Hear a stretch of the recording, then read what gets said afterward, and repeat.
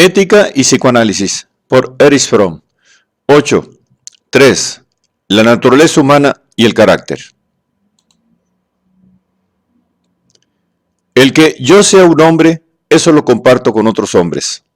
El que vea y oiga, y el que coma y beba, es lo que por igual hacen todos los animales.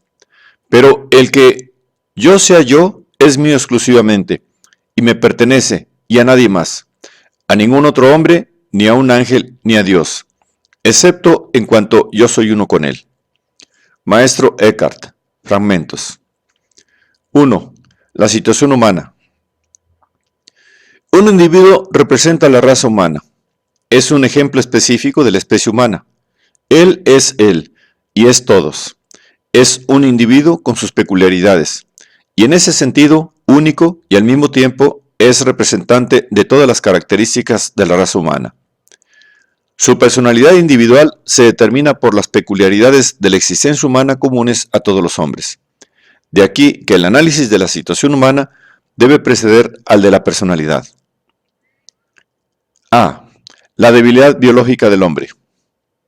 El primer elemento que diferencia a la existencia humana de la animal es de carácter negativo. La ausencia relativa en el hombre de una regulación instintiva en el proceso de adaptación al mundo exterior. El modo de adaptación del animal a su mundo permanece siempre inalterable.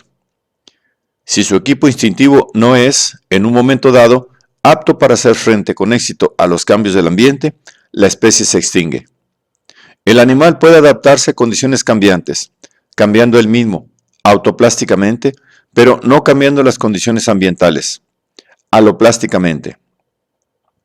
De este modo vive armónicamente, no en el sentido de la ausencia de lucha, sino en el sentido de que su equipo heredado lo hace ser parte fija e invariable de su mundo. Su alternativa es adaptarse o morir.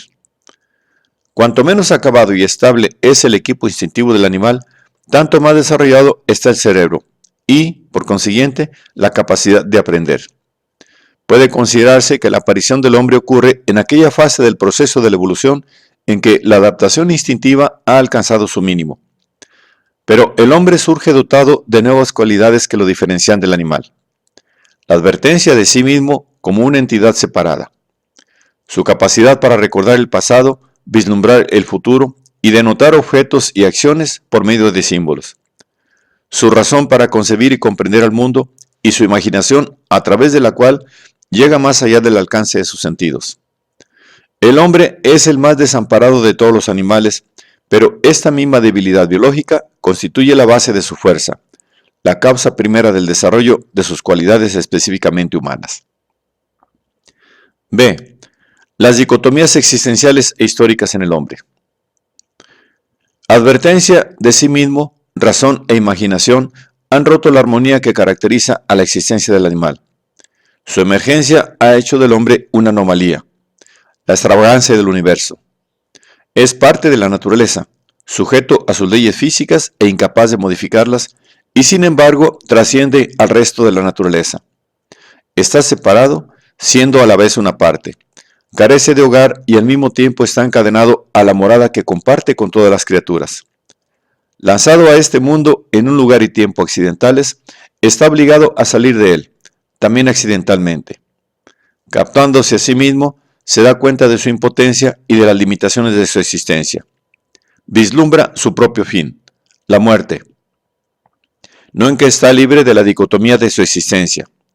No puede librarse de su mente, aunque quisiera. No puede desembarazarse de su cuerpo mientras viva, y su cuerpo le hace querer estar vivo. La razón, la bendición del hombre, es a la vez su maldición.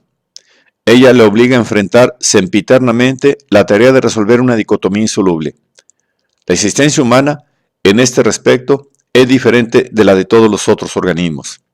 Se encuentra en un estado de constante e inevitable desequilibrio. La vida del hombre no puede ser vivida repitiendo los patrones de su especie. Él debe vivir.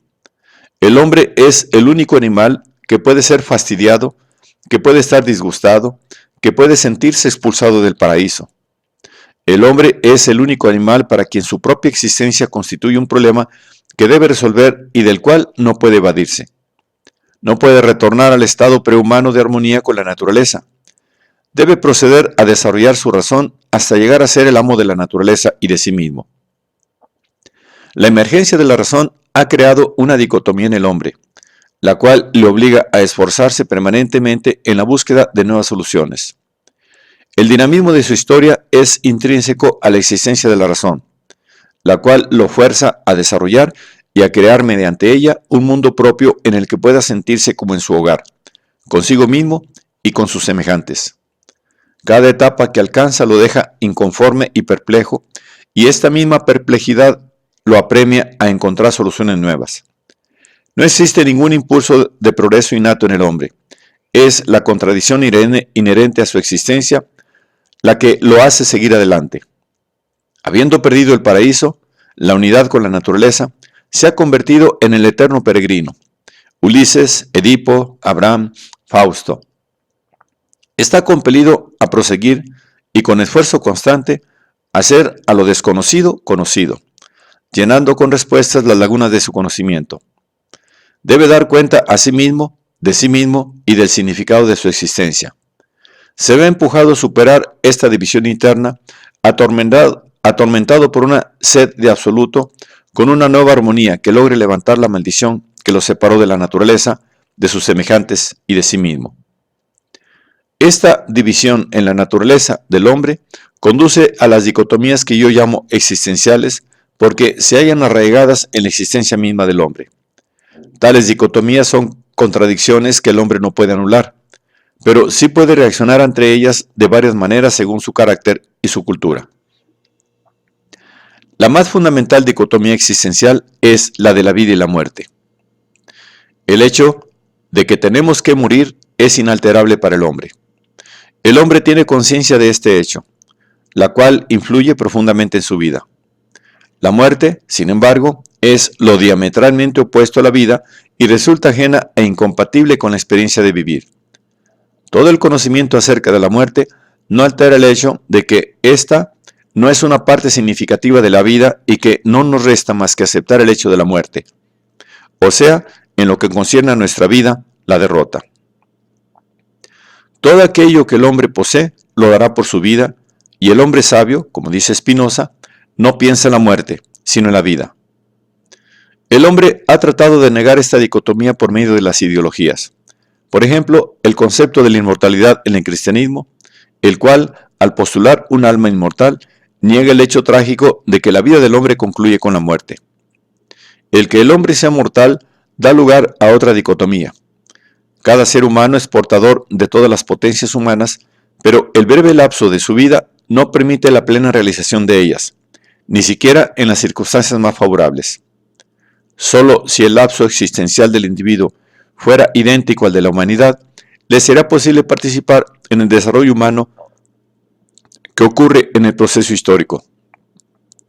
La vida del hombre, comenzando y concluyendo en un punto accidental del proceso evolutivo de la raza, entra en conflicto trágico con la exigencia del individuo de lograr la plena realización de sus potencialidades.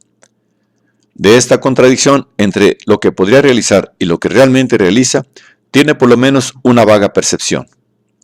También en esto las ideologías tienden a reconciliar o a negar la contradicción, sosteniendo que el cumplimiento pleno de la vida tiene lugar después de la muerte o que el periodo histórico en que uno vive representa el logro definitivo y cimero de la humanidad. Otras aún sostienen que el sentido de la vida no debe buscarse en el desarrollo máximo de ésta, sino en el servicio y en los deberes sociales. Que el desarrollo, la libertad y la felicidad del individuo están subordinados al bienestar del Estado, de la comunidad o de cualquier otra cosa que pueda simbolizar poder eterno que trascienden al individuo, e incluso que éste es insignificante en comparación con dicho bienestar. El hombre está solo y al mismo tiempo en relación. Está solo en tanto que cuanto que es una entidad única. Está solo en tanto cuanto es una unidad única, no idéntica a nadie más y consciente de su yo como una entidad separada. Tiene que estar solo cuando juzga o toma decisiones solamente por el poder de su razón. Y, sin embargo, no puede soportar estar solo, estar desvinculado de sus semejantes. Su felicidad depende de la solidaridad que siente con sus semejantes, con las generaciones pasadas y futuras. Radicalmente distintas de las dicotomías existenciales son las numerosas contradicciones históricas en la vida individual y social, las cuales no constituyen una parte necesaria de la existencia humana, sino que son obra del hombre, susceptibles de ser resueltas ya sea al tiempo en que ocurren o bien en un periodo posterior de la historia humana. La contradicción contemporánea entre la abundancia de medios técnicos para la satisfacción material y la incapacidad para utilizarlos exclusivamente para la paz y el bienestar de los pueblos es resoluble. No es una contradicción necesaria, sino debida a la falta de valor y sabiduría del hombre. La institución de la esclavitud en la antigua Grecia puede citarse como ejemplo de una contradicción relativamente insoluble, cuya solución solo puede lograrse en un periodo posterior de la historia, cuando las bases materiales para la igualdad del hombre fueron establecidas. La distinción entre dicotomías existenciales y dicotomías históricas es importante porque su confusión tiene implicaciones de trascendencia. Aquellos que han estado interesados en perpetuar las contradicciones históricas quisieron probar en su momento que se trataba de dicotomías existenciales y, por consiguiente, inalterables. Trataron de convencer al hombre de que lo que no debe ser, no puede ser, y que tenía que resignarse a aceptar su destino trágico. Pero esta tentativa de confundir estos dos tipos de contradicciones no fue suficiente para que el hombre desistiera de su intento por resolverlas. Una de las cualidades peculiares de la mente humana es que, al enfrentarse con una contradicción, no puede permanecer pasiva, sino que entra en acción a fin de resolverla. Todo progreso humano se debe a este hecho. Si se ha de impedir al hombre que reaccione con la acción frente a las contradicciones, deberá negarse la existencia misma de estas. Armonizar y, por consiguiente, negar las contradicciones es la función de las racionalizaciones en la vida individual y de las ideologías, racionalizaciones socialmente modeladas en la vida social.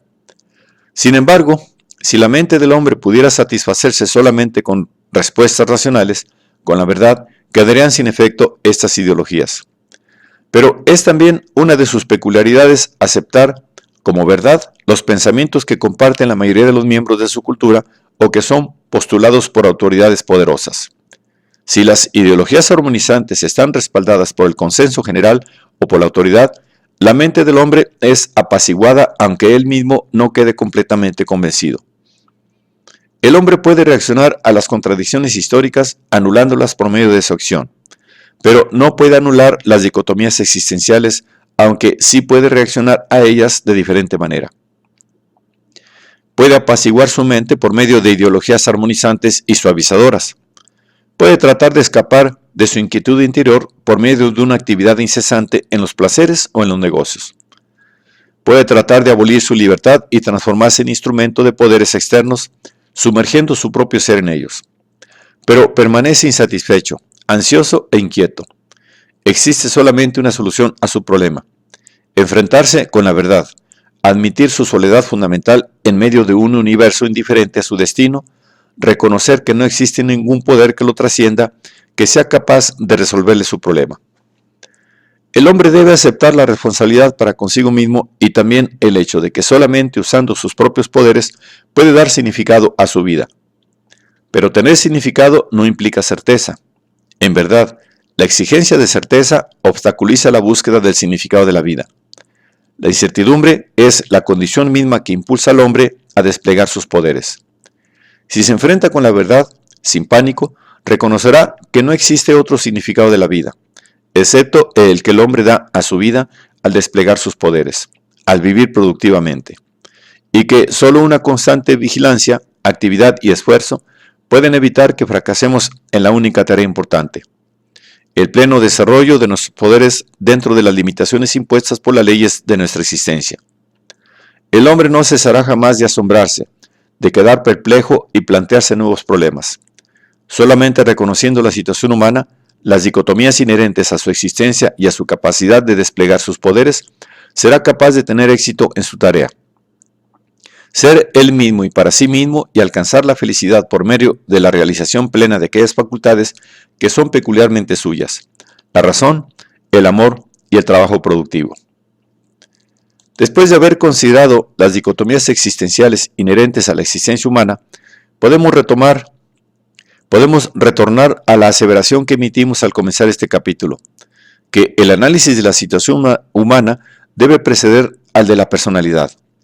El significado más preciso de esta aseveración puede, no obstante, hacerse evidente estableciendo que la psicología debe basarse en un concepto antropológico-filosófico de la existencia humana.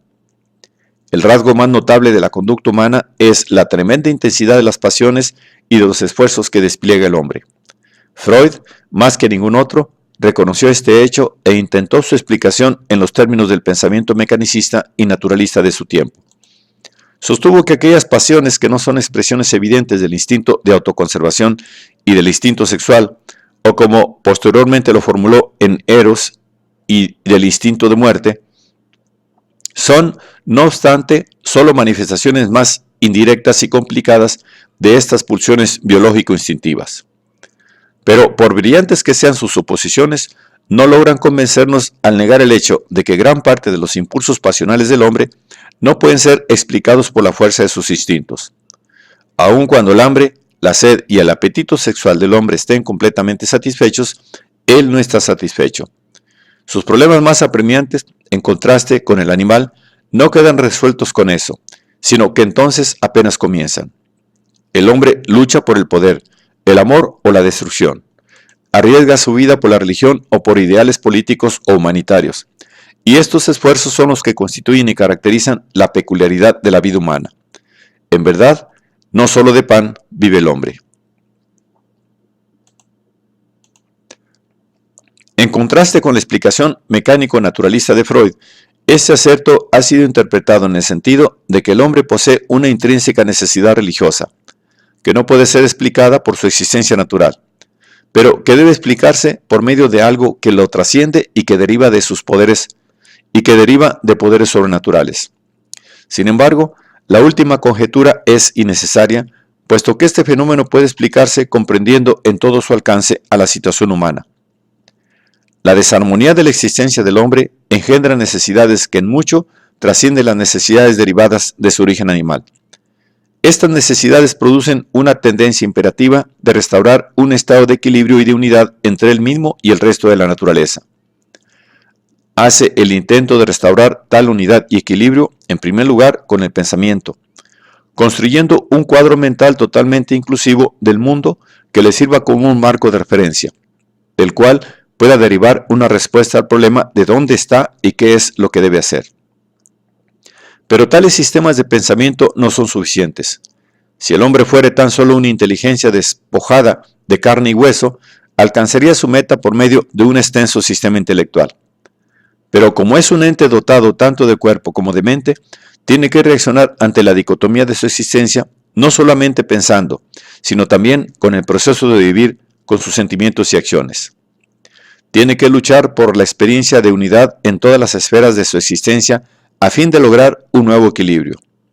De aquí que todo sistema de orientación satisfactorio no se integre únicamente con elementos intelectuales, sino también con elementos sentimentales y sensoriales realizables en la acción en todos los terrenos de la actividad humana. La devoción a una meta o a una idea o a un poder que trascienda al hombre, tal como Dios, es una expresión de esta necesidad de plenitud en el proceso de vivir.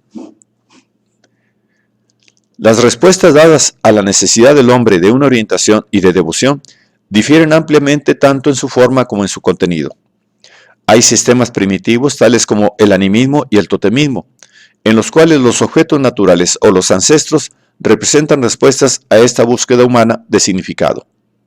Hay sistemas no teístas, como el budismo, que usualmente son llamados religiones, aunque en su forma original no postulan el concepto de Dios. También hay sistemas filosóficos, como el estoicismo, y sistemas religiosos monoteístas que brindan una respuesta a dicha búsqueda del hombre de significado en referencia al concepto de Dios. Al discutir estos distintos sistemas, tropezamos con una dificultad en cuanto a la terminología. Podríamos denominar religiosos a todos estos sistemas si no fuera por el hecho de que por razones históricas la palabra religioso se identifica con un sistema teísta, un sistema que tiene por centro a Dios y sencillamente no disponemos de un término en nuestro lenguaje para designar aquello que es común tanto a los sistemas ateos como a los teístas, es decir, a todos los sistemas de pensamiento que tratan de dar una respuesta a la necesidad del hombre de encontrar significado y a su intento de dar sentido a su propia existencia. Por carecer de un término mejor, denomino a tales sistemas marcos de orientación y devoción. El punto que, sin embargo, quiero enfatizar es que hay muchos otros esfuerzos del hombre en ese sentido a los que se considera enteramente seculares, no obstante que tienen su origen en la misma necesidad de la cual surgen los sistemas filosóficos y religiosos. Reflexionemos sobre lo que observamos en nuestro tiempo. En nuestra propia cultura vemos cómo millones de individuos se consagran a obtener prestigio y éxito.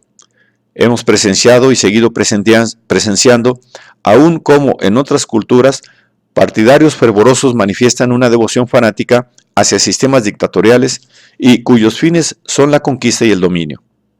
Nos asombra la intensidad de esas pasiones que muchas veces es mayor aún que el instinto de autoconservación.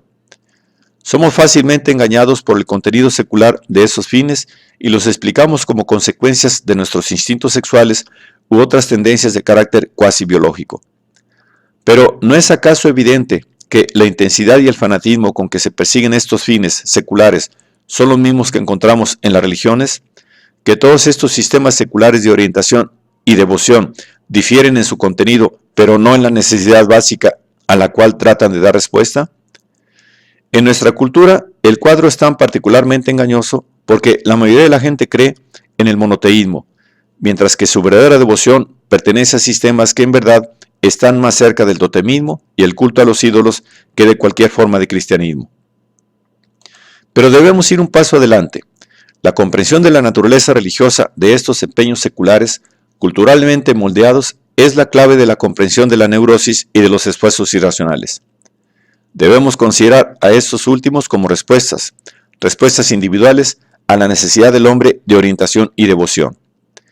Una persona cuya experiencia es determinada por su fijación a la familia, que es incapaz de actuar independientemente, es en efecto un adorador de un primitivo culto ancestral, y la única diferencia entre él y millones de adoradores de sus ancestros es que su sistema es privado y no culturalmente acuñado. Freud reconoció la conexión entre las religiones y las neurosis, y explicó la religión como una forma de neurosis, mientras que nosotros llegamos a la conclusión de que una neurosis puede ser explicada como una forma particular de religión que difiere principalmente por sus características individuales, libres de moldes. La conclusión a la que llegamos en relación con el problema general de la motivación humana es que, a la par que la necesidad de un sistema de orientación y devoción es común a todos los hombres, los contenidos particulares de los sistemas que satisfacen esa necesidad difieren ampliamente. Estas diferencias son diferencias de valor. La persona madura, productiva y razonable elegirá un sistema que le permitirá ser madura, productiva y racional. En cambio, aquella que haya sido obstaculizada en su desarrollo retornará a los sistemas primitivos e irracionales, los cuales a su vez prolongan y acrecientan su dependencia e irracionalidad. Permanecerá a un nivel que la humanidad, por medio de sus representantes más ilustres, ha superado hace ya miles de años. Dado que la necesidad de un sistema de orientación y devoción forma parte intrínseca de la existencia humana, podemos comprender la intensidad de esa necesidad. Ciertamente no existe en el hombre otra fuente de energía más poderosa. El hombre no es libre de elegir entre tener o no tener ideales, pero lo es para elegir entre diferentes clases de ideales, entre consagrarse al culto del poder y la destrucción o al de la razón y el amor. Todos los hombres son idealistas y luchan por algo que está más allá de la obtención de satisfacciones físicas. Difieren en cuanto a la clase de ideales en que creen. Tanto las manifestaciones más nobles de la mente del hombre como las más satánicas son no expresiones de su carne, sino de este idealismo de su espíritu. Por consiguiente, el punto de vista relativista, que sostiene que el tener algún ideal o algún sentimiento religioso es valioso en sí mismo, es peligroso y erróneo. Debemos entender todos los ideales, incluyendo aquellos que aparecen en las ideologías seculares, como expresiones de la misma necesidad humana y debemos juzgarlos de acuerdo con su verdad, es decir, de acuerdo con el grado en que conducen al despliegue de los poderes del hombre y en que constituyen una respuesta real a la necesidad del hombre de lograr equilibrio y armonía en el mundo. Repetimos, entonces, que la comprensión de la motivación humana debe partir de la comprensión de la situación humana.